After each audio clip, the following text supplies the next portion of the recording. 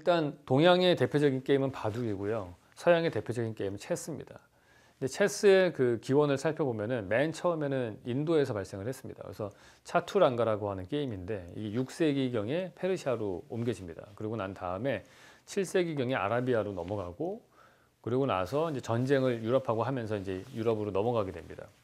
근데 기본적으로 이 체스라고 하는 게임은 인도에서 최초에 만들어질 때 유목민족들끼리 전쟁하는 그런 거를 상징한 거예요. 차투랑가가 서쪽으로 가면 체스가 되고요. 그게 동쪽으로 가면 장기가 되거든요.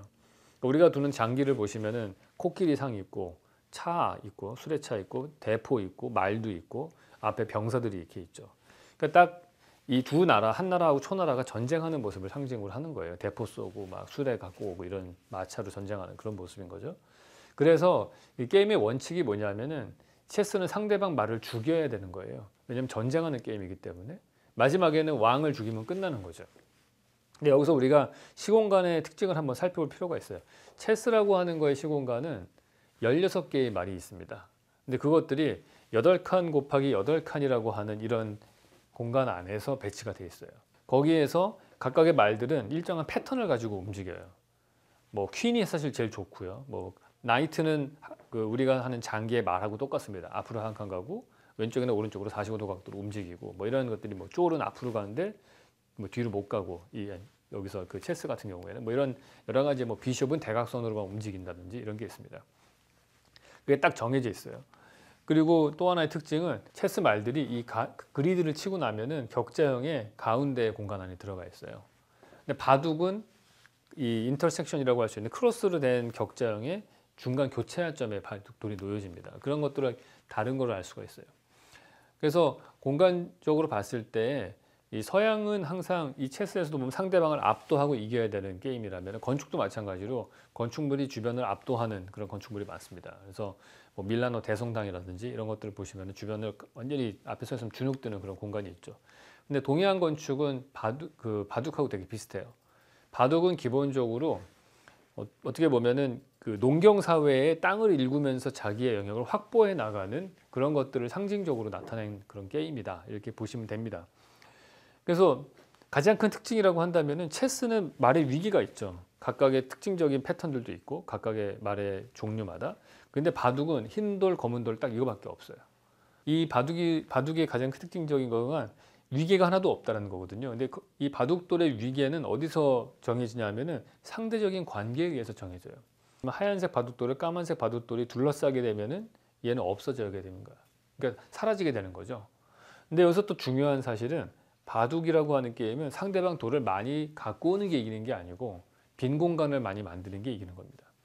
그래서 이 바둑돌은 저 어렸을 적에 맨날 그 형이랑 바둑 두면 게임의 룰을 잘 몰라서 무조건 상대방 말을 많이 먹는 게 이기는 건 줄 알았더니 나중에 봤더니 이 계산하는 방법이 다르더라고요. 그 빈 공간을 많이 만든 집을 많이 만든 사람이 이기는 거예요.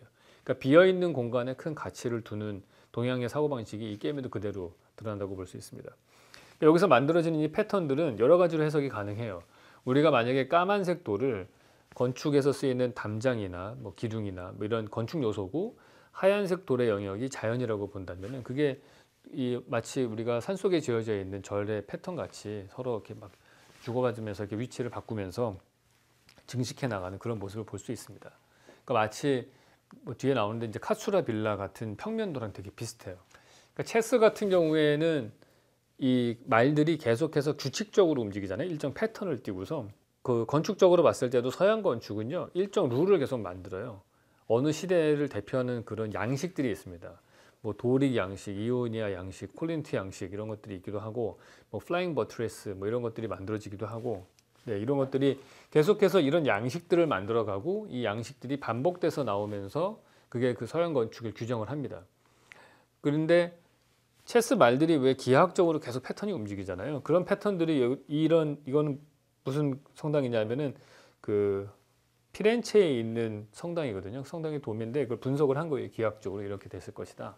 마치 체스 말들이 막 패턴들이 오버랩되어 있는 것처럼 보입니다. 그러니까 어떻게든 기하학적인 것들을 규칙을 넣어서 공간을 만들려고 하는 그런 패턴들이 좀 보여요. 근데 반면에 동양은 그런 게 거의 없습니다. 바둑은 패턴이 전혀 없고요. 모든 바둑판이 다 다르다고 얘기를 하죠.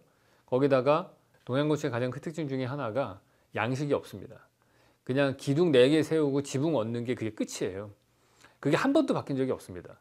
예전에 몇천 년 전에 만들어졌던 그 기둥 4개 그 위에 지붕 얹는 그런 양식들이 사실 수천 년 동안 계속 반복해서 나와요. 그 마치 레고 블록이랑 비슷하다 이렇게 볼 수 있을 것 같아요. 그러니까 레고라고 하는 그런 장난감을 보시면은 레고 블록 기본 모듈 그거를 계속해서 모양은 다르게 만들잖아요. 그래서 그 패턴들이 계속 바뀌지 않아요. 이게 전형적으로 동양의 건축과 서양의 건축의 공간을 보여주는 특징입니다. 상당히 중요한 다이어그램이에요.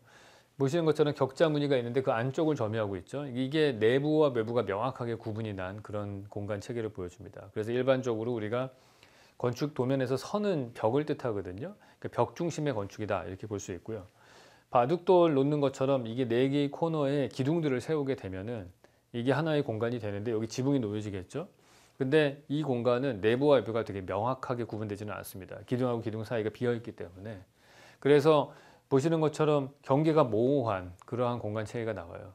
이게 서양의 공간과 동양의 공간의 가장 큰 차이점입니다.